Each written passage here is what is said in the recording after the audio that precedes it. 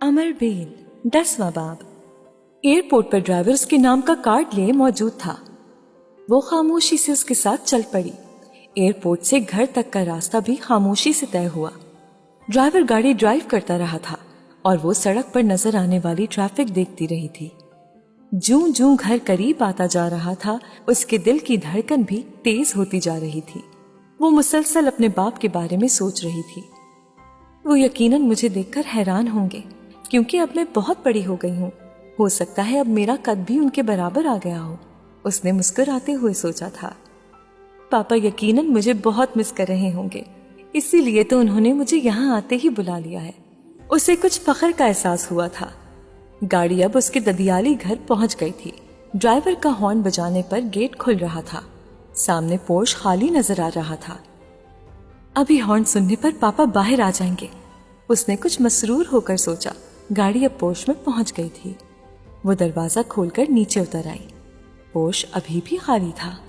Driver अब dicky से उसका सामान निकाल रहा था। वो अभी भी अंदर से पापा या किसी और की आमद की मुंतजिर थी। ड्राइवर ने डिक्की से सामान निकालने के बाद उसे कहा, अलीजा बीबी अंदर आ जाएं। ये कहते हुए वो पीछे देखे बगैर आगे बढ़ गया। उसे यकदम मायूसी हुई थी। पापा यकीनन लाउंज में होंगे और मेरे अंदर आने का इंतजार कर रहे होंगे, उसने फौरन खुद को तसल्ली दी थी। ड्राइवर के पीछे वो भी अंदर दाखिल हो गई। लाउंज खाली था, वहां कोई भी नहीं था। ड्राइवर ने एक कोने में उसका बैग रख दिया था। आप बैठ जाए, मैं अंदर बता देता हूँ, ड्राइवर उससे कहता हुआ अंदर चला गया था। अलीजा को वो खुद से ज्यादा उस घर का एक फर्द लग रहा था। किसी मेहमान की तरह वो एक सोफे पर बैठ गई थी। उसकी मायूसी में कुछ और इजाफा हो गया था। घर में इतनी खामोशी थी जैसे वहां मुलाजमों के अलावा कोई था ही नहीं। उस घर में हमेशा इतनी ही खामोशी रहती थी। बचपन से लेकर अब तक वो जितनी बार वहां आई थी, हमेशा उसी खामोशी ने उसका इस्तकबाल किया था। हाँ, पहले फर्क ये था कि पापा उसे दरवाजे पर मिला करते थे और इस खामोशी को वो बाद में महसूस किया करती थी। आज खामोशी को उसने पहले महसूस किया था और पापा से वो अभी नहीं मिली थी। पिछली बार जब वो यहाँ आई थी तो दादा के अलावा चची और उनके 2 बच्चों से भी उसकी मुलाकात हुई थी। उस घर के मकीनों की तादाद बस उतनी ही थी। अब पापा और उनकी फैमिली। उसकी सोचों का तसलसल टूट गया था। कमरे में ड्राइवर के साथ एक औरत दाखिल हुई। अलीजा ने उसे पहचान लिया था। वो खान सामा की बीवी थी। पिछले कई साल से वो दोनों वहीं काम कर रहे थे। उस औरत ने आते ही बड़ी गर्म जोशी और इंकिसार से अलीजा से हाथ मिलाया। उसका हाल अहवाल पूछा था। सब लोग तो भी सो रहे हैं, आधे घंटे तक उठ ही जाएंगे। साहब ने आपके आने के बारे में हमें रात को बता दिया था और कहा था कि जब आप आए तो मैं आपको कमरे में पहुंचा दूं और आराम करने के लिए कहूं। जरीना ने उसे आगाह किया था। अलीजा को एक और झटका लगा। पापा सो रहे हैं? उसे यकीन नहीं आया था। हाँ, यहाँ सब लोग देर से ही उठते हैं, लेकिन आधे घंटे तक उठ ही जाएंगे। आप मेरे साथ आए, मैं आपको आपका कमरा दिखा देती हूँ। आप चाहें तो कुछ देर आराम कर लें, जरीना ने उसका बैग उठाते हुए कहा था। अब वो उसके आगे चल रही थी और अलीजा का सारा जोश और खरोश सर्द हो चुका था। वो खामोशी से जरीना के पीछे चलती गई थी। जरीना ने एक कमरे का दरवाजा उसके लिए खोल दिया था। वो कमरे तक अलीजा की रहनुमाई ना भी करती, तब भी अलीजा को वो कमरा अच्छी तरह याद था। हमेशा यहाँ आने पर वो उसी कमरे में ठहरा करती थी। कमरे की कलर स्कीम और पर्दों और कारपेट का रंग बदला जा चुका था, मगर सेटिंग वही थी। जरीना ने कमरे के एक कोने में उसका बैग रख दिया था। अलीजा खामोशी से बेड पर जाकर बैठ गई थी। आपके लिए चाय लाऊं? मुलाजिमा ने उससे पूछा था। नहीं, मुझे उसकी जरूरत नहीं है, मैं कुछ देर आराम करना चाहती हूँ, कुछ बुझे हुए दिल के साथ उसने जरीना से कहा था। वो सर हिलाती हुई उस कमरे से निकल गई। वो चुपचाप बेड पर सीधी लेट गई। उसने याद करने की कोशिश की थी कि लाहौर में इस वक्त नानू क्या कर रही होंगी। वो यकीनन दोपहर का खाना तैयार करवा रही होंगी। उसे ख्याल आया था, और शायद मुझे भी याद कर रही होंगी। उसने खुद को खुश करने की कोशिश की थी। बेड पर सीधी लेटी वो बहुत देर तक छत को बेमकसद देखती रही। फिर उसने आंखें बंद कर ली थी। जब वो गुनूदगी के आलम में थी تو اس نے دروازے پر دستک سنی تھی۔ بے اختیار اس کی آنکھیں کھل گئیں۔ دستک ایک بار پھر ہوئی اور وہ اٹھ کر بیٹھ گئی۔ یس کم ان۔ اپنے ذہن پر چھائی ہوئی غنودگی کو اس نے جھٹک کر دور کرنے کی کوشش کی تھی۔ دروازہ کھول کر خانسامہ کی بیوی اندر آئی تھی۔ علیزہ بی بی، سکندر صاحب اٹھ گئے ہیں اور آپ کو بلا رہے ہیں۔ اس نے اندر آتے ہی اطلاع دی تھی۔ علیزہ بے اختیار اپنے بیڈ سے اٹھ کر کھڑی ہو گئی تھی۔ 1-1.5 گھنٹے پہلے کی مایوسی ایک دم غائب ہو گئی تھی۔ پاپا کہاں ہیں؟ اس نے زرینہ سے پوچھا تھا۔ وہ لنچ کرنے کے لیے ڈائننگ روم میں گئے ہیں، زرینہ نے اسے بتایا تھا۔ وہ اس کے ساتھ چلتی ہوئی کمرے سے باہر آ گئی تھی۔ ڈرائنگ روم میں وہ صرف اکیلے ہی ہیں؟ اس نے کوریڈور میں آ کر زرینہ سے پوچھا تھا۔ نہیں، سب لوگ وہی ہیں، بڑے صاحب، شمع بی بی اور طلحہ۔ اس نے علیزہ کے دادا، چچی اور ان کے بیٹے کا ذکر کرتے ہوئے کہا۔ انکل منان کہاں ہیں؟ اس نے اپنے چچا کے بارے میں پوچھا تھا۔ چھوٹے صاحب تو فیکٹری گئے ہوئے ہیں اور تانیہ بی بی ابھی اسکول سے ہی نہیں آئی۔ زرینہ نے گھر کے باقی 2 افراد کے بارے میں بھی اسے اطلاع دی تھی اور وہ خاموشی سے اس کے ساتھ چلتی رہی۔ جب وہ ڈرائنگ روم میں داخل ہوئی تو سب لوگ گفتگو میں مصروف تھے۔ سکندر اسے دیکھ کر اپنی کرسی سے اٹھ کر اس کی طرف آئے اور اسے خود سے لپٹا لیا۔ میں تو تمہیں پہچان ہی نہیں سکا لیزا، تم تو اتنی بڑی ہو گئی ہو۔ انہوں نے اسے خود سے الگ کرتے ہوئے کہا تھا۔ علیزہ کا چہرہ سرخ ہو گیا تھا۔ اب تو تم میری جتنی ہو گئی ہو، انہوں نے اسے بہلاتے ہوئے کہا تھا۔ کیسی ہو تم؟ میں ٹھیک ہوں پاپا، آپ کیسے ہیں؟ اس نے جواباً پوچھا تھا۔ میں بالکل ٹھیک ہوں، اور تمہیں سفر میں کوئی پرابلم تو نہیں ہوا؟ انہوں نے اس کا گال تھپ تھپاتے ہوئے پوچھا۔ نہیں، اس نے مختصراً جواب دیا تھا۔ اپنے دادا ابو اور آنٹی سے ملی ہو؟ اسے ساتھ لیے ہوئے ڈائننگ ٹیبل کی طرف جاتے ہوئے انہوں نے پوچھا تھا۔ نہیں، جب میں آئی تو سب لوگ سو رہے تھے۔ اپنی آنٹی کو دیکھ کر اس نے مسکراتے ہوئے کہا تھا، اور دادا ابو نے حسب عادت اس کے سر پر ہاتھ پھیرتے ہوئے اس کا حال احوال دریافت کیا۔ آنٹی نے اپنی کرسی سے کھڑے ہو کر اسے گلے لگایا تھا۔ تمہارے پاپا ٹھیک ہی کہہ رہے ہیں کہ تم تو واقعی بہت بڑی ہو گئی ہو، انہوں نے اس کے سراپے کا جائزہ لیتے ہوئے کہا۔ آنٹی، میں 4 سال بعد یہاں آئی ہوں۔ 4 سال میں مجھے کچھ نہ کچھ تو بڑا ہونا ہی تھا۔ اس نے کرسی پر بیٹھتے ہوئے 12 سالہ طلحہ سے ہاتھ ملاتے ہوئے دھیمی آواز میں کہا۔ اس کی چچی جواباً صرف ہلکے سے مسکرا دی تھی۔ سکندر اب اپنی کرسی پر بیٹھ چکے تھے۔ یہاں میرے پاس آ جاؤ علیزہ، انہوں نے اپنے بائیں طرف والی کرسی کی جانب اشارہ کرتے ہوئے کہا تھا۔ وہ خاموشی سے ان کی طرف آئی تھی۔ سکندر اب دوبارہ اپنے باپ سے باتوں میں مصروف ہو چکے تھے۔ وہ ان کا چہرہ دیکھنے لگی۔ ان کے چہرے پر چند جھریوں کا اضافہ ہو چکا تھا۔ وہ پچھلی بار کی نسبت زیادہ فریش اور سمارٹ نظر آ رہے تھے۔ اسے وہاں ان کے پاس بیٹھ کر عجیب قسم کے تحفظ کا احساس ہونے لگا۔ علیزہ، کھانا شروع کرو بھائی، تم کس چیز کا انتظار کر رہی ہو؟ اس کی چچی نے اسے مخاطب کرتے ہوئے کہا تھا۔ اس نے خاموشی سے پلیٹ اپنے آگے سرکا لی اور اس میں چاول ڈالنے لگی۔ سکندر ابھی بھی اپنے والد سے باتوں میں مصروف تھے۔ چچی اور طلحہ خاموشی سے کھانا کھا رہے تھے، اور وہ جو کل سے یہ سوچ رہی تھی کہ یہاں آتے ہی سب اسے خاص اہمیت دیں گے کیونکہ وہ 4 سال کے بعد وہاں آئی ہے، بے حد دل گرفتہ تھی۔ یہاں کسی کو اس کے ہونے یا نہ ہونے سے کوئی خاص فرق نہیں پڑا تھا، حتیٰ کہ میرے پاپا کو بھی نہیں، جو کل یہ کہہ رہے تھے کہ وہ مجھے بہت مس کر رہے ہیں۔ اس نے بے دلی سے چاول کھاتے ہوئے سوچا۔ چچی نے کھانے کے دوران 2-4 بار ڈشز اس کی طرف بڑھائی تھیں، مگر جب اس نے کھانے میں دلچسپی ظاہر نہیں کی تو ان کا جوش و خروش بھی ٹھنڈا پڑ گیا۔ اس نے اندازہ لگانے کی کوشش کی تھی کہ نانوں کے ساتھ کھانا کھانے اور پاپا کے ساتھ کھانے میں کیا فرق ہے۔ اسے احساس ہوا تھا دونوں جگہ اس کے لیے کوئی خاص تبدیلی نہیں تھی۔ کھانے کے دوران اس کے دادا ابو نے 2-3 بار اسے مخاطب کیا تھا، اور پھر کھانے سے فارغ ہو کر وہ اپنے کمرے میں چلے گئے تھے۔ آنٹی شمع بھی طلحہ کے ساتھ ڈائننگ روم سے نکل گئی تھی۔ تب اس کے پاپا نے اس سے دوبارہ گفتگو کا سلسلہ شروع کیا تھا۔ اسٹڈیز کیسی جا رہی ہیں تمہاری؟ انہوں نے سویٹ ڈش نکالتے ہوئے پوچھا تھا۔ بہت اچھی۔ وہ باپ کے مخاطب کرنے پر ایک بار پھر خوش ہو گئی تھی۔ کون سی کلاس میں ہو؟ اسے ان کے سوال پر یکدم دھچکا لگا تھا۔ اس کا خیال تھا انہیں یہ یاد ہوگا، ہر بار فون پر وہ انہیں اپنی کلاس کے بارے میں ضرور بتایا کرتی تھی۔ A لیولز میں۔ مدھم آواز میں اس نے کہا تھا۔ آگے کیا کرنے کا ارادہ ہے؟ آگے کے بارے میں ابھی سوچا نہیں. آپ بتائیں پاپا، مجھے آگے کیا کرنا چاہیے؟ اس نے بڑے اشتیاق سے سکندر سے پوچھا تھا. جو تم کرنا چاہتی ہو وہ کرو، انہوں نے اسے دیکھتے ہوئے کہا تھا.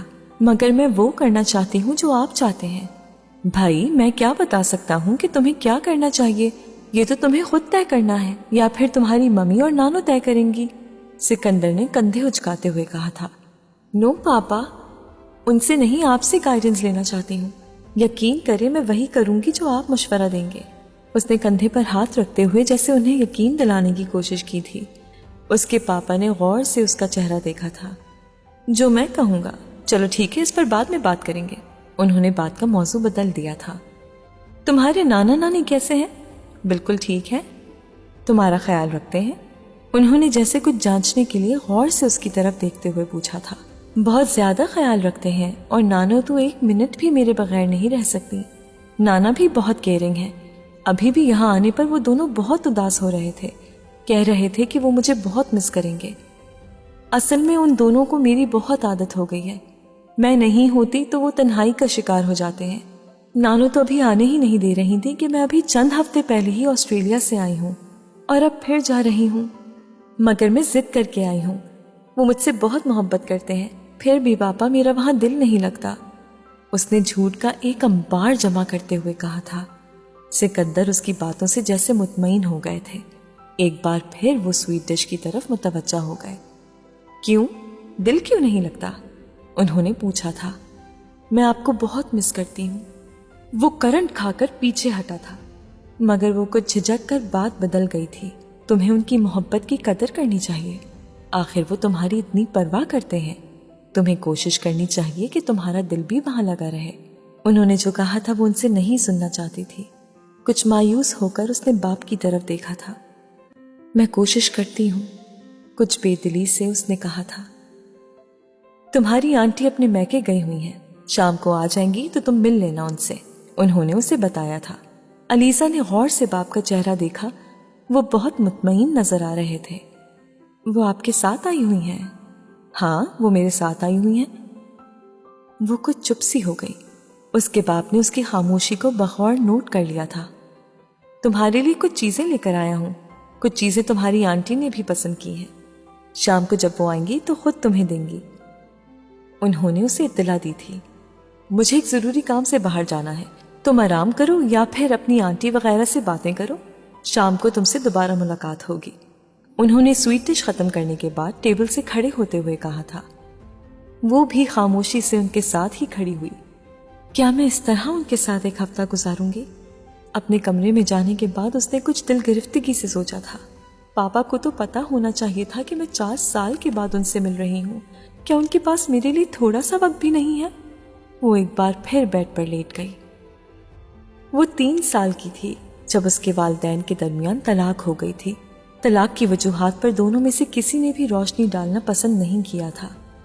اس لیے وہ نہیں جانتی تھی کہ اس کے والدین کے درمیان کون سے اختلافات تھے. ان دونوں سے یہ سوال پوچھنے کی ہمت وہ کبھی نہیں کر سکی. مگر نانو سے اس نے چند ایک بار یہ سوال پوچھا تھا اور ملنے والا جواب اس کی تسلی نہیں کر سکا تھا. وہ ہمیشہ یہی کہہ دیتی تھی کہ ان دونوں کے درمیان انڈرسٹینڈنگ نہیں ہوئی. طلاق کے بعد علیزہ اپنی ماں کی کسٹڈی میں رہی تھی. سکندر نے اس سلسلے میں پورا تعاون کیا تھا. طلاق کے 1 سال کے اندر علیزہ کی ممی کی دوسری شادی ہو گئی تھی اور تب یہ طے پایا تھا کہ علیزہ اپنے نانی نانا کے پاس رہے گی. سکندر نے اس پر بھی کوئی اعتراض نہیں کیا تھا. وہ خود بھی دوسری شادی کرنا چاہ رہے تھے اور علیزہ کی ذمہ داری اٹھانے سے کچھ گریزاں تھے. ان کے اپنے گھر میں ایسا کوئی نہیں تھا جو علیزہ کو پال سکتا، اور وہ اسے اتنی چھوٹی عمر میں اپنے ساتھ مسقط بھی نہیں لے جا سکتے تھے، اور نہ ہی وہ لے جانا چاہتے تھے، کیونکہ یہ ایک بہت بڑی ذمہ داری تھی. اس لیے انہوں نے علیزہ کو مستقل طور پر اس کے ننیال کے حوالے کر دیا تھا. ہر ماہ وہ اس کے اخراجات کے لیے اچھی خاصی رقم اس کے بینک اکاؤنٹ میں جمع کروا دیتے تھے، اور ان کی یہ روٹین اب تک جاری تھی. طلاق کے 2 سال بعد انہوں نے اپنی پسند کی دوسری شادی کر لی تھی اور وہ اپنی بیوی کو اپنے ساتھ مسقط لے گئے تھے. علیزہ سے چند ماہ کے وقفے سے وہ فون پر باتیں کیا کرتے تھے اور پاکستان آنے پر چند دن کے لیے اس کو اپنے پاس بلوا لیا کرتے تھے. ان کے خیال میں ان کی ذمہ داری یہیں پر پوری ہو جاتی تھی۔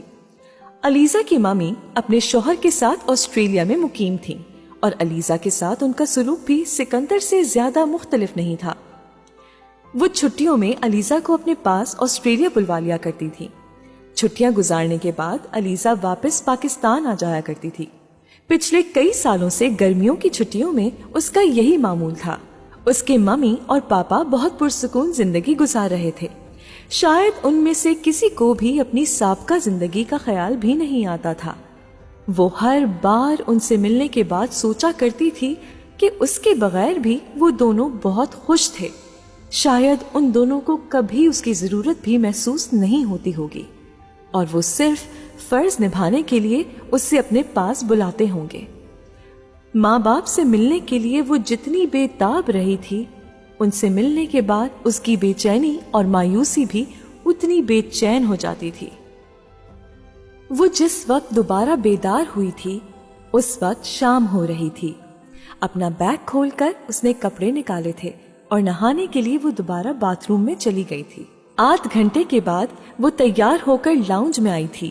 وہاں کوئی نہیں تھا۔ کچھ سوچ کر وہ باہر لان میں نکل آئی تو آنٹی شمامہ اپنے دونوں بچوں کے ساتھ موجود تھیں۔ طلحہ سائیکل چلا رہا تھا اور تانیہ آنٹی کے ساتھ بیٹھی ہوئی تھی۔ وہ آج یہاں آنے کے بعد ابھی تانیہ سے نہیں ملی تھی۔ پچھلی بار 4 سال پہلے وہ یہاں آئی تھی تو تانیہ صرف 4 سال کی تھی۔ وہ چلتی ہوئی ان کے پاس آ گئی۔ آنٹی شمامہ نے تانیہ سے اس کا تعارف کروایا تھا۔ علیزہ نے اپنا ہاتھ بڑھایا تھا اور تانیہ نے کچھ شرماتے ہوئے ہاتھ ملا لیا۔ وہ کرسی کھینچ کر ان کے پاس ہی بیٹھ گئی تھی۔ کچھ دیر تک تینوں خاموش رہے تھے۔ پھر علیزہ نے پوچھا، انکل منان ابھی واپس نہیں آئے؟ نہیں، وہ تو 9 بجے کے قریب آتے ہیں۔ ایک بار پھر خاموشی چھا گئی اور علیزہ کی طرح شاید آنٹی شمامہ بھی اسی الجھن میں گرفتار تھی کہ اس سے کیا بات کی جائے۔ ایک بار پھر علیزہ نے ہی پہل کی تھی۔ پاپا کب تک آئیں گے؟ وہ تمہاری آنٹی کو لینے گئے ہیں اور میرا خیال ہے کچھ دیر تک آ جائیں گے، آنٹی نے اسے بتایا۔ دادا پو کہاں گئے ہیں؟ پاپا گولف کھیلنے گئے ہوئے ہیں، وہ بھی آنے والے ہی ہوں گے۔ علیزہ ایک بار پھر اگلے سوال کی تلاش میں سرگرداں تھی، مگر اس بار آنٹی شمامہ نے اس کی یہ مشکل حل کر دی تھی۔ کراچی کیسا لگا؟ فوری طور پر اس کی سمجھ میں نہیں آیا کہ وہ کیا جواب دے۔ صبح ایئرپورٹ سے گھر تک دیکھے جانے والے کراچی کے بارے میں وہ کیا تبصرہ کر سکتی تھی؟ اچھا ہے، اس نے مختصر جواب دیا تھا۔ ملنے آ جایا کرو کبھی کبھی، تم صرف تبھی آتی ہو جب تمہارے پاپا آتے ہیں، انہوں نے شکوہ کیا تھا یا دعوت دی تھی۔ اسے اندازہ نہیں ہو سکا تھا، اسے اندازہ لگانے میں کبھی بھی مہارت نہیں رہی تھی۔ وہ ان سے یہ نہیں کہہ سکی کہ اسے صرف پاپا کے آنے پر ہی بلایا جاتا ہے۔ وہ خاموش رہی۔ اپنی ممی سے ملتی رہتی ہو؟ انہوں نے اچانک پوچھا تھا۔ علیزہ نے انہیں دیکھا، وہ بہت متجسس نظر آ رہی تھیں۔ ہاں، ممی کے پاس تو جاتی رہتی ہوں، ہر سال چھٹیاں وہیں ان کے پاس گزارتی ہوں۔ وہ چاہتی ہیں کہ میں ان کے پاس وہیں رہوں، لیکن یہ مجھے بہت مشکل لگتا ہے۔ یہاں نانا اور نانو ہیں، میرے بغیر وہ بالکل اکیلے ہو جاتے ہیں۔ ان کے بغیر میرا کہیں اور دل نہیں لگتا، اس لیے میں ہر بار ممی کو ناراض کر کے واپس آ جاتی ہوں۔ اس نے ایک بار پھر جھوٹ کا جال بننا شروع کر دیا۔ آنٹی شمامہ نے بھی جواباً کچھ نہیں کہا تھا۔ کتنے دن کے لیے آئی ہو؟ کچھ دیر بعد انہوں نے اچانک پوچھا تھا۔ یہ تو پاپا پر ڈیپینڈ کرتا ہے، وہ چاہ رہے ہیں کہ جب تک یہاں ہیں میں ان کے پاس رہوں۔ اس نے جال کو ایک اور گرہ لگائی تھی۔ یعنی 2 ہفتوں کے لیے؟ شمامہ آنٹی نے کہا تھا۔ علیزہ کچھ حیران ہوئی تھی۔ کیا پاپا اس بار صرف 2 ہفتوں کے لیے آئے ہیں؟ نہیں، سکندر بھائی کو تو پاکستان آئے یہ 4تھا مہینہ ہے، اب تو 2 ہفتے بعد وہ واپس جانے والے ہیں، آنٹی شمامہ نے اس کا چہرہ دیکھتے ہوئے پرسکون انداز میں کہا تھا۔ گرہ ایک دم سے جیسے کھل گئی تھی اور علیزہ کو بری طرح سے جھٹکا لگا تھا۔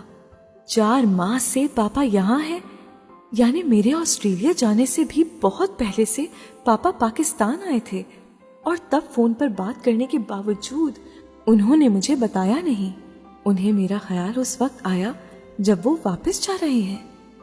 وہ کچھ نہیں بول سکی۔ کیا پاپا کو بالکل ہی میری ضرورت محسوس نہیں ہوئی؟ اس نے سوچا۔ مگر کل انہوں نے مجھ سے کہا تھا کہ وہ بھی مجھے مس کرتے ہیں، تو کیا وہ جھوٹ بول رہے تھے؟ وہ الجھ گئی تھی۔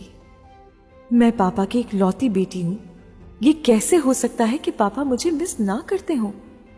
ہو سکتا ہے وہ واقعی مصروف ہوں۔ اس نے ایک بار پھر خود کو بہلانے کی کوشش کی۔ آنٹی شمامہ اس سے کچھ کہہ رہی تھیں۔ وہ چونک کر ان کی طرف متوجہ ہو گئی۔ سکندر بھائی اگلے سال پاکستان شفٹ ہو رہے ہیں۔ اس کے لیے یہ خبر بھی حیران کن تھی۔ پاپا نے مجھے نہیں بتایا، اس نے سوچا تھا۔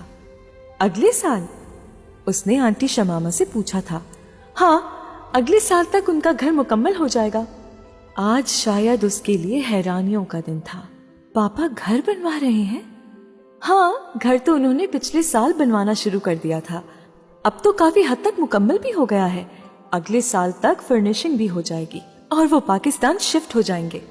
وہ گمسم سی آنٹی شمامہ کی بات سنتی رہی۔ سکندر نے اس سے اس بات کا ذکر بھی نہیں کیا تھا۔ ہو سکتا ہے کہ ان کے ذہن سے نکل گیا ہو، اور ابھی ان سے میری تفصیلی بات بھی کہاں ہوئی ہے۔ شاید وہ مجھے بتائیں۔ ہمیشہ کی طرح اس نے خود کو غلط فہمیوں میں مبتلا کرنا شروع کر دیا تھا۔ مگر پچھلے سال سے اب تک پاپا سے بات ہوئی ہے، انہوں نے ایک بار بھی اس بات کا ذکر نہیں کیا، نہ ہی اس بات کا کہ وہ پاکستان شفٹ ہونا چاہ رہے ہیں۔ وہ چاہنے کے باوجود مطمئن نہیں ہو سکی تھی۔ گیٹ پر ہارن کی آواز سنائی دی تھی۔ لگتا ہے تمہارے پاپا آ گئے ہیں، شمامہ آنٹی نے گیٹ کی جانب دیکھتے ہوئے کہا تھا۔ وہ بھی گیٹ کی جانب متوجہ ہو گئی، جہاں کھلے گیٹ سے ایک گاڑی اندر داخل ہو رہی تھی۔ گاڑی پورچ میں جا کر رکی تھی۔ پھر اس نے گاڑی میں سے اپنے پاپا اور ان کی بیوی کو اترتے دیکھا تھا۔ پچھلی سیٹ کا دروازہ کھول کر اس کے چھوٹے دونوں بھائی گاڑی سے اتر رہے تھے۔ پاپا نے اپنی بیوی سے کوئی بات کی تھی اور وہ لان کی طرف متوجہ ہو گئی تھی۔ پھر علیزہ نے پاپا کے ساتھ انہیں اپنی جانب آتے دیکھا۔ ان کے قریب آنے پر علیزہ اپنی کرسی سے اٹھ کھڑی ہوئی تھی۔ پچھلی کئی بار کی طرح اس بار بھی انہوں نے اسے گلے لگا کر اس کا گال چوما تھا، اور ہمیشہ کی طرح اس بار بھی علیزہ کو ان کے انداز میں گرم جوشی محسوس نہیں ہوئی تھی۔ سب بالکل فارمل تھا۔ حسن، احسن، ادھر آؤ بھائی، علیزہ سے آ کر ملو۔ اس کی دوسری ممی اب اپنے بیٹوں کو آواز دے کر بلا رہی تھی۔ وہ دونوں قریب آ گئے تھے اور ان کے پیچھے موجود وجود نے علیزہ کو حیران کر دیا تھا۔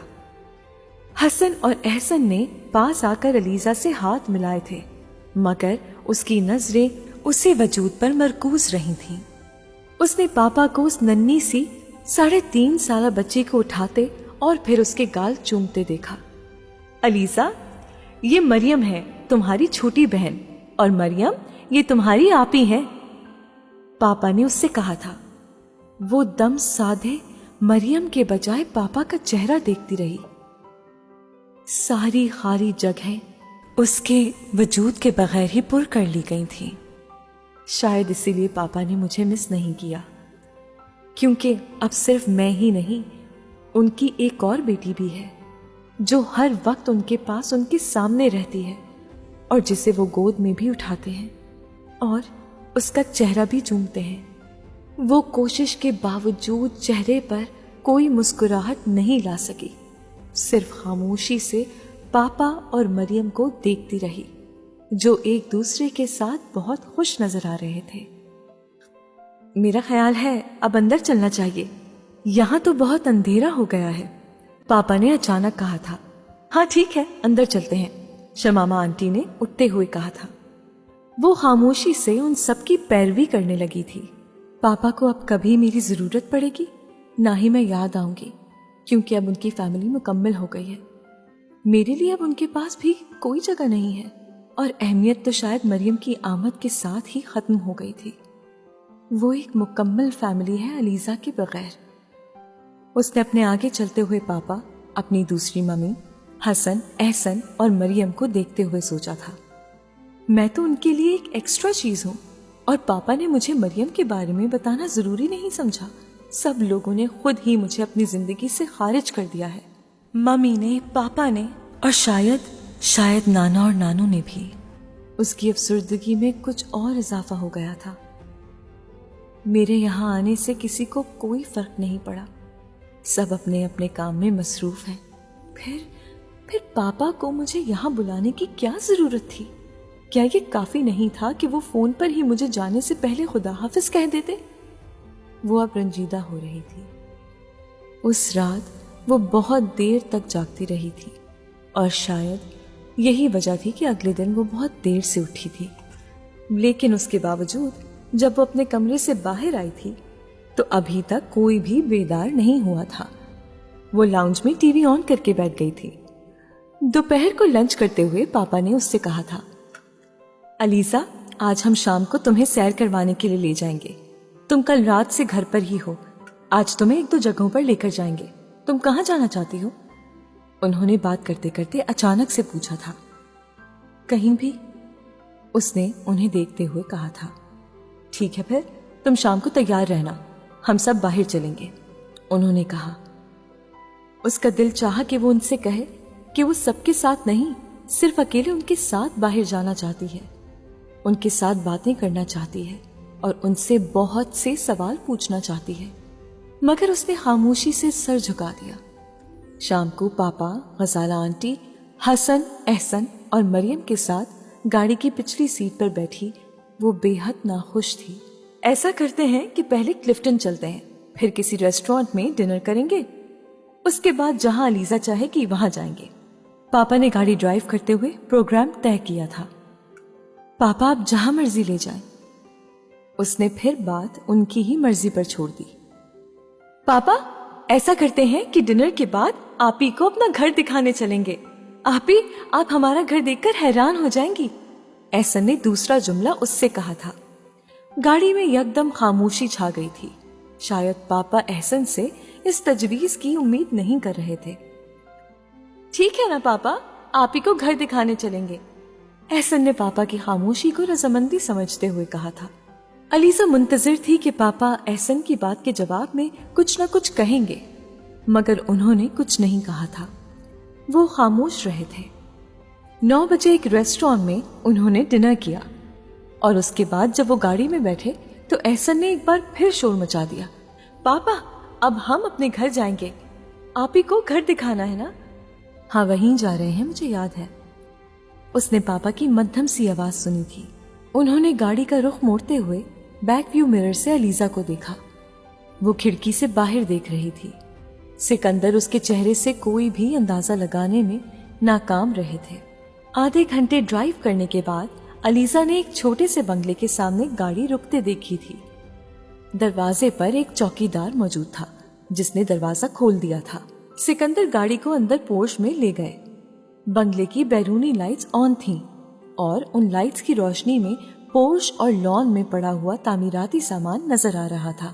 سکندر نے چوکیدار کو اندرونی دروازہ کھولنے کے لیے کہا تھا۔ الیزا، حسن اور احسن کے ساتھ گاڑی سے نکل آئی تھی۔ چند لمحوں کے لیے پاپا سے اس کی خفگی ختم ہو گئی تھی۔ گھر کو دیکھتے ہوئے اسے ایک خوشگوار احساس نے گھیر لیا تھا۔ اس کے باپ کا پاکستان میں ہونے کا یہ مطلب تھا کہ وہ ان کے پاس مستقل طور پر رہ سکتی تھی۔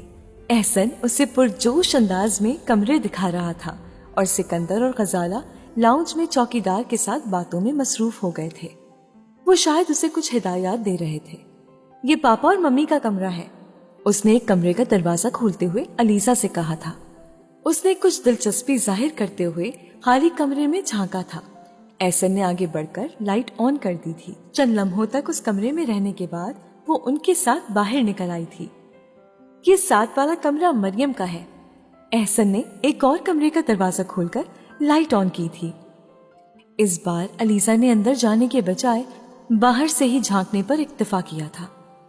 اور یہ سامنے والا کمرہ گیسٹ روم ہے۔ وہ اب اسے ایک اور کمرہ دکھا رہا تھا۔ اب آئے اوپر چلتے ہیں اور آپ کو اپنا بیڈ روم دکھاتا ہوں۔ وہ یکدم پرجوش نظر آنے لگا تھا۔ اور میرا بیڈ روم نہیں دکھاؤ گے؟ حسن منمنایا تھا۔ ہاں، تمہارا بھی دکھاؤں گا، اس نے علیزہ کے ساتھ سیڑھیاں چڑھتے ہوئے حسن کو چپکارا تھا۔ اوپر آنے کے بعد احسن نے ایک کمرے کا دروازہ کھولتے ہوئے کہا تھا، اور یہ اس گھر کا سب سے خوبصورت بیڈ روم ہے، میرا بیڈ روم۔ علیزہ سرسری طور سے کمرے کا جائزہ لیتے ہوئے صرف بے دلی سے مسکرائی تھی، اور یہ میرا بیڈ روم ہے۔ حسن اتنی دیر میں ایک اور کمرے کا دروازہ کھول چکا تھا، اور اس کے پیچھے علیزہ بھی اس کے کمرے میں داخل ہو گئی تھی۔ بس اب نیچے چلتے ہیں، احسن نے اس کے پیچھے آ کر کہا تھا۔ اسے ایک جھٹکا لگا تھا۔ احسن، میرا بیڈ روم کہاں ہے؟ اس نے احسن کے کمرے سے نکلتے ہوئے کچھ اشتیاق سے احسن سے پوچھا تھا۔ آپ کا بیڈ روم؟ وہ اس کی بات پر حیران ہوا تھا۔ مگر آپ تو ہمارے ساتھ نہیں رہتی، اس نے علیزہ سے کہا تھا۔ اس گھر میں تو بس اتنے ہی بیڈ رومز ہیں۔ علیزہ کے چہرے کا رنگ زرد ہو گیا تھا۔ بس اتنے ہی بیڈ رومز ہیں؟ اس نے کچھ بے یقینی سے کہا تھا۔ ہاں، بس اتنے ہی بیڈ رومز ہیں۔ آپ کو ہمارا گھر اچھا لگا؟ اس نے بات کرتے کرتے علیزہ سے پوچھا۔ ہاں، اس نے ہونٹ بھینچتے ہوئے کہا تھا۔ وہ ان دونوں کے ساتھ ایک بار پھر نیچے لاؤنج میں آ گئی۔ پاپا، آپ ہی پوچھ رہی تھی میرا بیڈ روم کہاں ہے؟ حسن نے نیچے آتے ہی پاپا کو اطلاع دی تھی۔ علیزہ کی نظریں سکندر سے ملی تھی۔ وہ بڑی مہارت سے نظریں چرا گئے۔ گیسٹ روم ہے نا، تم جب بھی آیا کرو گی وہاں رہ سکتی ہو، سکندر نے کمال فیاضی کا ثبوت دیتے ہوئے کہا۔ میرا خیال ہے کہ اب چلنا چاہیے، وہ کہہ کر غزالہ کے ساتھ باہر کی طرف بڑھ گئے تھے۔ وہ بھی حسن اور احسن کے ساتھ دروازے کی طرف جانے لگی تھی۔ تمہارا کالج کب کھلے گا؟ سڑک پر گاڑی ڈرائیو کرتے ہوئے سکندر نے اس سے پوچھا تھا۔ اس سیٹرڈے کو، اس نے باہر سڑک گھورتے ہوئے کہا تھا۔ تو اس کا مطلب ہے کہ جمعے رات کو تمہاری سیٹ بک کروا دینی چاہیے، جمعے کو تم ریسٹ کر سکو گی واپس جا کر، اور پھر ہفتے سے تم کو کالج جوائن کرنا ہوگا۔ وہ چپ چاپ ان کی سیٹ کی پشت کو دیکھتی رہی۔ تو پاپا، ہم مری کب جائیں گے؟ آپ نے تو کہا تھا کہ ہم بدھ کو اسلام آباد چلے جائیں گے، احسن نے سکندر کو یاد دہانی کروائی تھی۔ ہاں بیٹا، وہ پروگرام پہلے تھا، اب تمہاری آپ ہی آئی ہوئی ہیں تو ظاہر ہے انہیں اکیلے چھوڑ کر تو نہیں جا سکتے نا، سکندر نے احسن سے کہا تھا۔ تو ہم علیزہ آپی کو بھی اپنے ساتھ مری لے جاتے ہیں، پھر تو کوئی بھی پرابلم نہیں ہوگا، احسن نے ایک ہی سیکنڈ میں حل پیش کر دیا تھا۔ نہیں، تمہاری آپی کی چھٹیاں ختم ہو رہی ہیں، انہیں کالج جانا ہے، اور ہمیں تو مری میں کچھ دن لگ جائیں گے، غزالہ نے فوراً اپنے بیٹے کو تنبیہ کرتے ہوئے کہا تھا۔ ایسا کرتے ہیں کہ سکندر، آپ ہم لوگوں کو اسلام آباد بھجوا دیں، پھر آپ بعد میں آ جائیں۔ ہاں، یہ ہو سکتا ہے، تو پھر ٹھیک ہے، میں تم لوگوں کی سیٹیں بھی بک کروا دیتا ہوں، سکندر نے کچھ سوچتے ہوئے کہا تھا۔ پاپا، آپ جمعرات کے بجائے میری کل کی ہی سیٹ بک کروا دیں، اس نے مدھم سی آواز میں سکندر کو مخاطب کرتے ہوئے کہا تھا۔ کیوں؟ کل کی سیٹ کیوں؟ سکندر نے جواباً اس سے پوچھا۔ پاپا، میں واپس جا کر تھوڑا پڑھنا چاہتی ہوں، پوری چھٹیاں میں کچھ بھی نہیں پڑھ سکی، اور اب 2-3 دن میں کتابوں کو پڑھنے کی کوشش کروں گی۔ نہیں علیزہ، ابھی تم کل ہی تو آئی ہو اور اتنی جلدی چلی جاؤ گی، غزالہ نے بہت پیار بھرے انداز میں اس سے کہا تھا۔ نانو اور نانا بھی مجھے بہت مس کر رہے ہوں گے، اس بار میں چھٹیوں میں ان کے ساتھ زیادہ وقت نہیں گزار سکی، اس نے ایک اور وجہ دی تھی۔ ٹھیک ہے، اگر تم ایسا ہی مناسب سمجھتی ہو تو ایسا ہی کر لیتے ہیں، اس نے پاپا کو کہتے ہوئے سنا تھا۔ انہوں نے اسے روکنے کی کوشش بالکل نہیں کی تھی۔ اس نے آنکھوں میں اترنے والی نمی کو ہونٹ بھینچ کر ضبط کیا۔ پھر کل شام کی سیٹ بک کروا دیتا ہوں۔ اگلی شام ایئرپورٹ کے لیے روانہ ہوتے ہوئے اس کے پاپا نے ایک بیگ اسے تھما دیا تھا۔ اس میں تمہارے لیے کچھ چیزیں ہیں، میں نے اور تمہاری آنٹی نے خریدی تھی۔ اس نے بجھے دل سے بیگ تھام لیا تھا۔ اس کا دل چاہا تھا وہ ان سے کہے، مجھے صرف چیزوں کی ضرورت نہیں ہے، لاہور پہنچتے ہی مجھے فون کر دینا، اس نے پاپا کو کہتے ہوئے سنا تھا۔ غزالہ نے آگے بڑھ کر ہمیشہ کی طرح اسے گلے لگا کر چوما تھا۔ ٹیک کیئر، انہوں نے اس سے علیحدہ ہوتے ہوئے کہا تھا۔ وہ خاموشی سے گاڑی میں بیٹھ گئی تھی۔ ایئرپورٹ پر پہنچ کر اس نے نانو کو فون کیا تھا اور اپنے آنے کی اطلاع دیتے ہوئے ڈرائیور کو بھیجنے کو کہا تھا۔ نانو کے کسی سوال سے بچنے کے لیے اس نے جلدی سے فون بند کر دیا تھا۔ تمہیں تو ابھی بہت دن وہاں رہنا تھا اور اب 2 دن میں ہی واپس آ گئی؟ نانو نے اس کا استقبال کرتے ہی پہلا سوال کیا تھا۔ وہ کچھ حیران ہوئی تھی۔ نانو نے ہمیشہ کی طرح آتے ہی اسے گلے نہیں لگایا تھا۔ ہاں، بس میرا دل ہی نہیں لگا وہاں۔ پاپا تو بہت اصرار کر رہے تھے کہ میں ابھی واپس نہ جاؤں۔ وہ تو مجھے کچھ دن کے لیے مری لے جانا چاہ رہے تھے، مگر میں وہاں بور ہوتی۔ ٹھیک ہے، سو جاؤ۔ نانو یکدم اٹھ کر چلی گئی تھی۔ وہ کچھ اور الجھ گئی تھی۔ نانو نے اس سے کھانے کا پوچھا تھا، نہ ہی نانا سے ملنے کے لیے کہا تھا، بلکہ صرف ایک جملہ کہہ کر اٹھ گئی تھی۔ وہ الجھے ہوئے ذہن کے ساتھ اپنے بیڈ روم میں آ گئی تھی۔ کپڑے بدلنے کے بعد وہ بیڈ پر لیٹ گئی تھی۔ اس وقت وہ واقعی سونا چاہتی تھی۔ اگلے دن صبح جب وہ کچن میں آئی تھی تو اس وقت 10 بج رہے تھے۔ نانو اس وقت خانسامہ کو کچھ ہدایات دے رہی تھی۔ السلام علیکم نانو، اس نے کچن میں داخل ہوتے ہوئے نانو کو مخاطب کیا تھا۔ وعلیکم السلام۔ انہوں نے اسے دیکھے بغیر ہی اس کے سلام کا جواب دیا تھا۔ نانا کہاں ہے نانو؟ رات تو میں ان سے مل ہی نہیں سکی، اس نے پوچھا۔ کسی کام سے باہر گئے ہوئے ہیں؟ پتہ نہیں۔ اسے ان کی آواز ایک بار پھر بہت ترش محسوس ہوئی تھی۔ نانو، مجھے بریکفاسٹ کرنا ہے، اس نے کہا تھا۔ میں مرید سے کہہ دیتی ہوں، وہ تیار کر دیتا ہے، انہوں نے خانسامہ کا نام لیتے ہوئے کہا تھا۔ وہ کچن میں پڑی ہوئی ڈائننگ ٹیبل کی کرسی کھینچ کر بیٹھ ہی گئی۔ تم جا کر ڈائننگ روم میں بیٹھو، نانو نے اچانک تیز آواز میں اسے جھڑکتے ہوئے کہا تھا، اور اس کے لیے ان کا یہ رد عمل غیر متوقع تھا۔ چند لمحوں تک وہ نہ سمجھنے کی حالت میں ان کا چہرہ دیکھتی رہ گئی۔ تم نے سنا نہیں کہ میں نے کیا کہا ہے؟ اس بار ان کی آواز پہلے سے زیادہ کرخت تھی۔ علیزہ کا چہرہ سرخ ہو گیا تھا اور وہ چپ چاپ کچن سے نکل کر ڈائننگ روم میں آ گئی تھی۔ نانو کی ڈانٹ اس کے لیے کوئی نئی چیز نہیں تھی، مگر آج اسے یہ ڈانٹ بلا جواز لگی تھی۔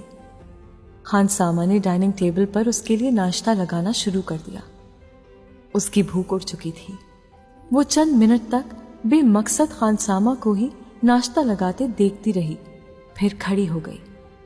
مرید بابا، مجھے ناشتہ نہیں کرنا۔ کیوں علیزہ بی بی، کیا ہوا؟ خانسامہ نے کچھ حیران ہو کر پوچھا تھا۔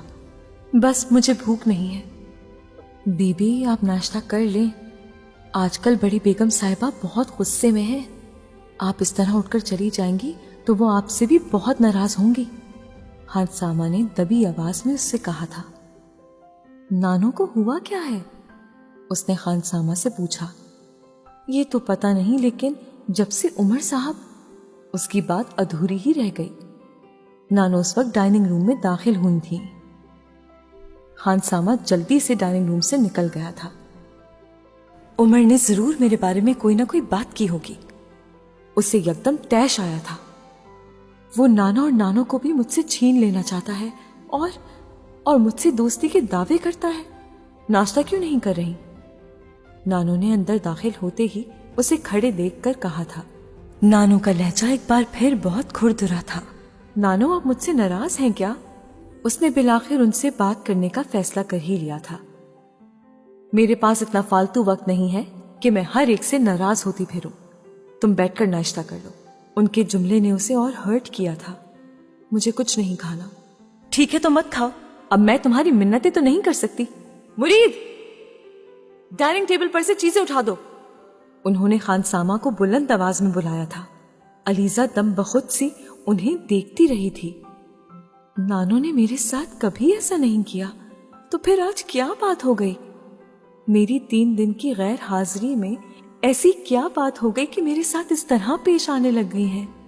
وہ ساکت کھڑی سوچتی ہی رہ گئی۔ تم سے مجھے کچھ باتیں کرنی ہیں، میرے بیڈ روم میں آ جاؤ، نانو نے مرید کو بلانے کے بعد ایک بار پھر اسے مخاطب کرتے ہوئے کہا تھا۔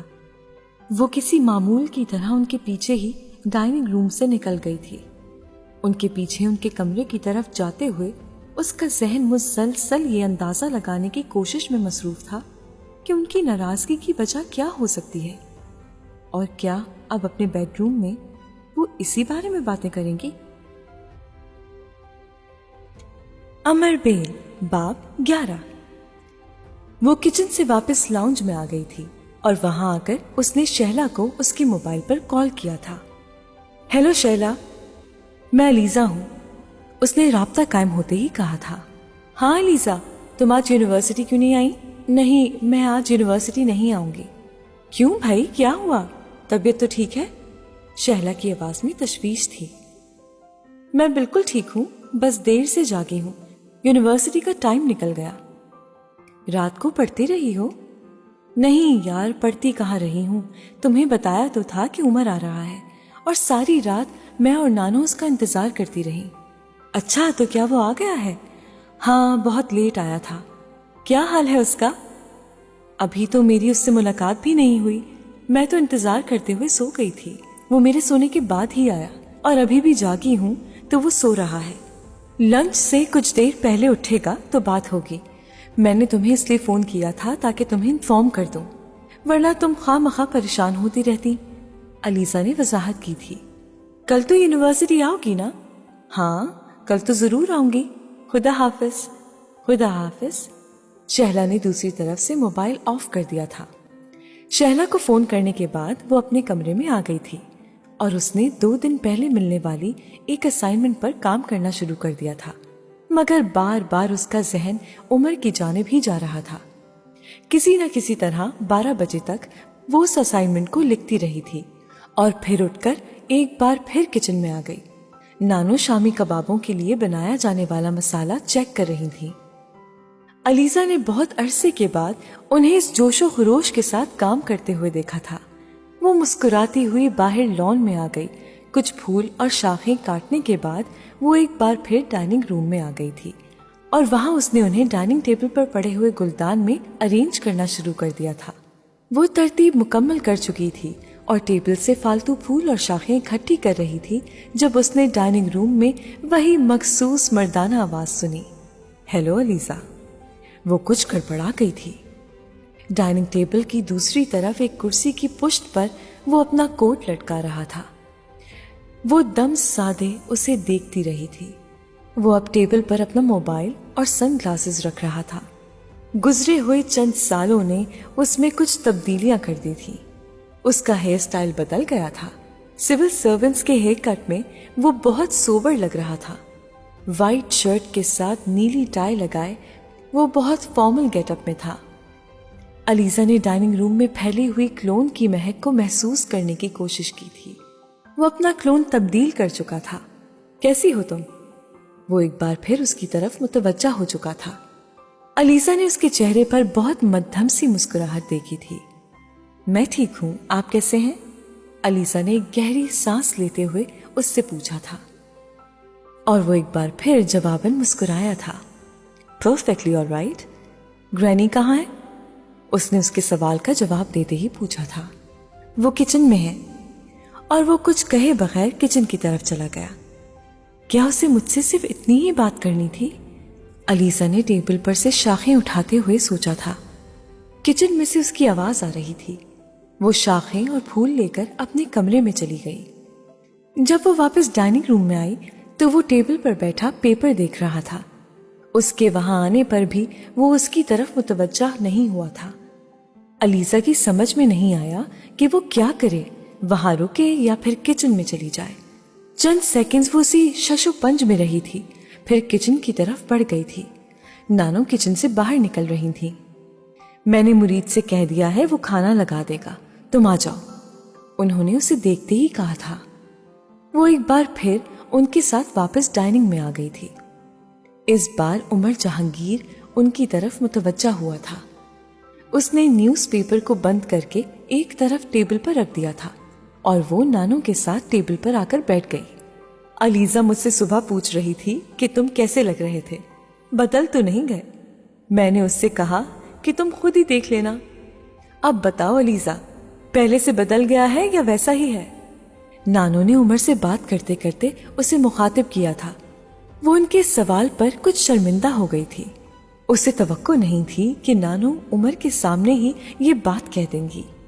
उमर अब उसकी तरफ मुतवज्जा था। क्यों अलीजा, क्या मैं कुछ बदला हूं? अब वो उससे पूछ रहा था। पता नहीं, मैं अंदाजा नहीं कर सकती। उसने कुछ शर्मिंदा होते हुए कहा था। तुम्हारा मास्टर्स कैसा जा रहा है? इस बार उसने एक और सवाल किया था। ठीक जा रहा है। कौन सा सब्जेक्ट है तुम्हारे पास? सोशियोलॉजी। मगर पहले तो इकोनॉमिक्स में इंटरेस्टेड थी, ये एकदम सोशियोलॉजी कैसे? वो बहुत संजीदगी से पूछ रहा था।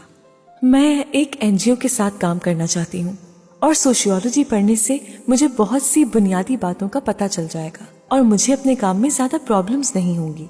उसने धीमी आवाज में वजाहत की। डाइनिंग टेबल पर अब खाना लगाया जा रहा था। ओह, यानी miss Alyssa Sikandar social work में इंटरेस्टेड हैं, एनजीओ के साथ काम करना चाहती हैं, बेगमात वाले काम, न्यूज़पेपर में तस्वीरें लगवाने के लिए, सोशल वर्क, मुख्तलिफ मकासद के लिए टिकट खरीदे बगैर ही चैरिटी बॉक्स में शिरकत, गरीब लड़कियों के जहेज के लिए हजारों रुपया रोज खर्च करने वालों से 10-10 रुपए के टिकट के जरिए फंड इकट्ठे करना, लेकिन मुख्तलिफ डोनर एजेंसी से मिलने वाले फंड से प्लॉट्स खरीद लेना, मुख्तलिफ मकासद के लिए फंड इकट्ठे करने के लिए अली हैदर और हदीका कयानी के साथ कॉन्सर्ट्स अरेंज करना और वहां अपनी पूरी फैमिली के साथ टिकट के बगैर मौजूद होना। तो आप भी कुछ इस किस्म के सोशल वर्क में इन्वॉल्व होना चाह रही हैं? वो अब एक ग्लास में पानी डाल रहा था। अलीसा कुछ बोल नहीं सकी। उसे उमर जहांगीर से ऐसे तबसरे की तवक्को नहीं थी। उमर ऐसी बातें तो नहीं करता था और मुझसे तो कभी भी नहीं। वो एक शौक के आलम में सोच रही थी। वो अब पानी पी रहा था। नानो शायद अलीसा के तासुरात से बहुत कुछ समझ गई थी, इसलिए उन्होंने बात का मौजू बदल दिया था। अलीसा तो इस किस्म के काम नहीं कर सकती। तुम बताओ, तुम्हें फॉरेन सर्विस छोड़ने की क्या सूझी है? उमर ने पानी पीकर ग्लास टेबल पर रख दिया था। एक बार फिर वो अलीसा की तरफ मुतवज्जा था। डोनर एजेंसीज और एनजीओज के बारे में बहुत सी रिपोर्ट्स मेरी नजरों से गुजरती हैं। ये सब ब्यूरोक्रेट्स और सियासतदानों की बेगमात के एडवेंचर्स और वक्त गुजारी होती है। अलीसा, तुम तो किसी ब्यूरोक्रेट या सियासतदान की बीवी बनने नहीं जा रही, फिर तुम ऐसी एक्टिविटीज में क्यों इंटरेस्टेड हो रही हो? इस बार उसका लहजा नर्म मगर अल्फाज वैसे ही तीखे थे। वो पलकें झपकाए बगैर उसका चेहरा देखती रही थी। उमर अब नानो के साथ बात कर रहा था। मैं इस्लामाबाद जा रहा हूँ, वहां से शायद कल वापसी हो। नानो कदरे हैरान हुई थी। क्यों, अब इस्लामाबाद जाने का इरादा कैसे बन गया? अभी तो सुबह तुम आए हो, आते ही इस्लामाबाद में कौन सी मसरूफियत याद आ गई है? इस्लामाबाद तो अभी काफी चक्कर लगाने पड़ेंगे और इन ऑफिस में कुछ काम निपटाने हैं, फिर इंटीरियर मिनिस्ट्री का भी एक चक्कर लगाना है। उसने प्लेट अपने आगे करते हुए कहा था। हाँ, मैंने तुमसे पूछा था कि फॉरेन सर्विस क्यों छोड़ दी तुमने? नानो को अचानक याद आ गया। बस मेरा दिल नहीं लगा उसमें, उसने सलाद प्लेट में डालते हुए कहा था। 3-4 साल बाद तुम्हें पता चला कि तुम्हारा दिल उसमें नहीं लग रहा। अगर दिल नहीं लग रहा था तो तुम्हें पहले ही फॉरेन सर्विस में नहीं जाना चाहिए था, नानो ने उससे कहा था। फॉरेन सर्विस को फॉरेन ऑफिस में कुत्ती सर्विस कहते हैं। अलीसा उसके जुमले पर हक्का बक्का रह गई थी। उसने उमर के मुंह से पहली बार इस तरह का कोई लफ्ज सुना था। ये वो सर्विस है कि जिसमें काम ना करके गालियां पड़ती हैं और काम करके ज्यादा गालियां। बकवास मत करो, तुम्हारा बाप भी तो इसी सर्विस में है। उसने तो कभी इस तरह की बात भी नहीं की, नानो ने उसे झड़कते हुए कहा। पापा की क्या बात है, वो जॉब थोड़ा ही करते हैं, वो तो ऐश करते हैं। मैं तो जॉब करने वालों की बात कर रहा हूँ। उसके लहजे में तंज था। नानो ने उसे गौर से देखा था। वो खाना खाने में मसरूफ था। तुम्हारे और जहांगीर के दरमियान अब किस बात पर झगड़ा हुआ है? उन्होंने कदरे हल्की आवाज में पूछा था। उमर खाना खाने में मशगूल रहा था। मैंने तुमसे कुछ पूछा है उमर, नानो ने उसे एक बार फिर मुखातिब किया था। ग्रैनी, ये बिरयानी किसने बनाई है? क्यों, अच्छी नहीं है क्या? अच्छी है इसीलिए तो पूछ रहा हूं। मैंने बनाई है। पिछले 3 सालों में मैंने ऐसी बिरयानी नहीं खाई, उसने मुस्कुराते हुए तारीफ की। आज मैंने तुम्हारी हर फेवरेट डिश खुद बनाई है, नानो ने फखरी अंदाज में कहा। और जब तक तुम यहाँ रहोगे मैं तुम्हारे लिए खाना खुद ही बनाती रहूंगी। इसका मतलब है कि मुझे अपने एक्सरसाइज आवर्स बढ़ा देने चाहिए, वरना यहाँ से जाते हुए मैं किसी भी साइज में नहीं होऊंगा, उसने खुशगवार लहजे में कहा था। تم نے مجھے بتایا نہیں تمہارے اور جہانگیر کے درمیان اب کس بات پہ جھگڑا ہوا ہے؟ نانو اپنا سوال نہیں بھولی تھی۔ علیزہ نے اس کے چہرے پر ایک بار پھر تناؤ دیکھا تھا۔ کوئی جھگڑا نہیں ہوا ہے گرانی، اس نے انہیں بہلانے کی کوشش کی تھی۔ تم نے خود فون پر کہا تھا کہ تمہارا جہانگیر کے ساتھ جھگڑا ہو گیا ہے، اور اب تم کہہ رہے ہو کہ کوئی جھگڑا نہیں ہوا ہے۔ میرے اور پاپا کے درمیان جھگڑے کوئی نئی بات نہیں ہے گرانی، جو چیز ہمیشہ سے ہوتی چلی آ رہی ہو اس کے بارے میں کیا بتاؤں؟ وہ بہت سیریس نظر آ رہا تھا۔ میں جانتی ہوں کہ تم دونوں کے درمیان جھگڑے کوئی نئی بات نہیں ہے، مگر پھر بھی میں جاننا چاہتی ہوں کہ اس بار کیا ہوا ہے۔ یہی تو میں بھی پوچھ رہا ہوں کہ آپ جان کر کیا کریں گی؟ ظاہر ہے تم دونوں کے درمیان پیچ اپ کروانے کی کوشش کروں گی۔ کم آن گرانی، آپ کیا پیچ اپ کروانے کی کوشش کریں گی؟ اور اب آپ کو اس معاملے میں انوالو ہونے کی ضرورت ہی کیا ہے؟ اس نے ایک ہلکا سا کہکہا لگایا تھا۔ کیوں انوالو ہونے کی ضرورت نہیں ہے؟ آخر تم دونوں کے ساتھ پرابلم کیا ہے؟ ہم دونوں کے ساتھ پرابلم یہ ہے کہ ہمیں ایک دوسرے کے ساتھ غلط رشتے میں باندھ دیا گیا ہے۔ مجھے ان کا بیٹا ہونے کے بجائے باپ ہونا چاہیے تھا، اور انہیں میرا بیٹا ہونا چاہیے تھا۔ پھر ہر پرابلم ایمیکیبلی حل کر لی جاتی۔ بلکہ میرا خیال ہے کہ پھر پرابلم پیدا ہی نہیں ہوتی، کیونکہ میں اتنا ڈومینیٹنگ اور کمانڈنگ قسم کا باپ بننے کی کبھی کوشش نہیں کرتا جتنا پاپا کرتے ہیں۔ باپ سے بار بار جھگڑا کرنا کوئی اچھی بات نہیں ہے۔ بیٹے سے بار بار جھگڑا کرنا کیا بہت اچھی بات ہے؟ میں اسی لیے تو پوچھ رہی ہوں کہ جھگڑے کی وجہ بتاؤ تاکہ میں جان سکوں غلطی کس کی ہے۔ گرینی، اب اس کا کوئی فائدہ نہیں ہے۔ میں نے اسی لیے فورن سروس چھوڑ دی ہے کہ ان سے کبھی میرا آمنا سامنا نہ ہو۔ تم نے فورن سروس جہانگیر کی وجہ سے چھوڑی ہے؟ ہاں، باپ سے جھگڑ کر تم فورن سروس چھوڑ کر آ گئے۔ عجیب بے وقوف آدمی ہو تم۔ نانو بہت حیران نظر آ رہی تھی۔ گرینی پلیز، اس وقت مجھے کھانا کھا لینے دیں۔ اس وقت میں اپنا موڈ خراب نہیں کرنا چاہتا۔ میں بعد میں واپس آ کر آپ کو سب کچھ بتا دوں گا۔ علیزہ نے عمر کو بڑے خشک لہجے میں کہتے سنا تھا۔ نانو اس کی بات پر بالکل خاموش ہو گئی تھی۔ وہ اپنی پلیٹ صاف کرنے کے بعد اب سویٹ ڈش اٹھا رہا تھا۔ اتنی جلدی سویٹ ڈش؟ تم نے تو بریانی اور کبابوں کے علاوہ اور کسی چیز کو چکھا ہی نہیں۔ بس گرینی، باقی چیزوں کو واپس آ کر چکھ لوں گا، فی الحال تو میں اتنا ہی کھا سکتا تھا۔ وہ اب سویٹ ڈش نکال رہا تھا۔ نانو کے اصرار کے باوجود بھی اس نے دوسری کوئی چیز نہیں لی تھی۔ ڈرائیور کو کہتے کہ مجھے ایئرپورٹ چھوڑا ہے گرانی۔ آپ نے کیا نیکسی صاف کروا دی ہے؟ میرا سامان کل پرسوں تک آ جائے گا، اس نے نیپکن سے منہ پوچھتے ہوئے کہا تھا۔ ہاں، نیکسی بالکل صاف ہے، تم فکر مت کرو۔ کل کس وقت آؤ گے؟ رات تک آؤں گا، 8-9 بجے۔ وہ ٹیبل سے کھڑا ہو گیا تھا۔ نانو نے ملازم کو آواز دے کر گاڑی لگوانے کے لیے کہا تھا۔ ملازم نے چند لمحوں میں آ کر گاڑی تیار ہونے کی اطلاع دی تھی۔ عمر نے اپنا کوٹ پہن لیا تھا اور فرش پر پڑا ہوا بریف کیس ملازم کو تھما دیا تھا۔ اچھا گرانی، خدا حافظ۔ وہ علیزہ کو بالکل نظر انداز کرتے ہوئے باہر نکل گیا تھا۔ نانو بھی اس کے پیچھے ہی پوش چلی گئی تھی۔ وہ بجھے ہوئے دل کے ساتھ ڈائننگ ٹیبل سے اٹھ گئی تھی۔ عمر کا رویہ اس کے لیے شاکنگ تھا۔ اس نے کبھی بھی اسے اس طرح نظر انداز نہیں کیا تھا جس طرح آج کیا تھا۔ اس کے پہلے والے کہکہے اور مسکراہٹیں تقریباً ختم ہو چکی تھیں۔ اب وہ صرف رسمن اور ضرورتاً مسکراتا رہا تھا۔ نانو اب واپس اندر آ چکی تھی۔ علیزہ خان سامہ کو جس وقت چائے کا کہہ کر واپس آئی تو وہ لاؤنج میں فون پر کسی سے باتیں کر رہی تھی۔ وہ تو ابھی تھوڑی دیر پہلے ہی گیا ہے، وہ فون پر کہہ رہی تھی۔ وہ جان گئی کہ موضوع گفتگو عمر ہے۔ اسلام آباد گیا ہے، کل رات کو ہوگی؟ ہاں، میرا تو خیال ہے۔ یہ کنفرمڈ ہی ہے؟ اچھا، تم آ رہے ہو؟ کل کس وقت؟ ٹھیک ہے، اکیلے آؤ گے؟ اچھا، میں اسے نہیں بتاؤں گی، لیکن میرا خیال ہے وہ مجھے فون نہیں کرے گا۔ ٹھیک ہے۔ نانو نے فون بند کر دیا تھا۔ علیزہ نے ان کے چہرے پر تشویش دیکھی تھی۔ کیا بات ہے نانو، کس کا فون تھا؟ علیزہ نے پوچھا تھا۔ جہانگیر کا فون تھا، وہ کل آ رہا ہے، انہوں نے متفکر انداز میں کہا تھا۔ انکل جہانگیر؟ علیزہ بھی حیران ہو گئی۔ پتہ نہیں کہ ان کے درمیان کیا جھگڑا ہوا ہے۔ وہ بھی بہت ٹینس لگ رہا تھا، عمر کے بارے میں بہت غصے سے بات کر رہا تھا۔ نانو بے حد فکر مند نظر آ رہی تھی۔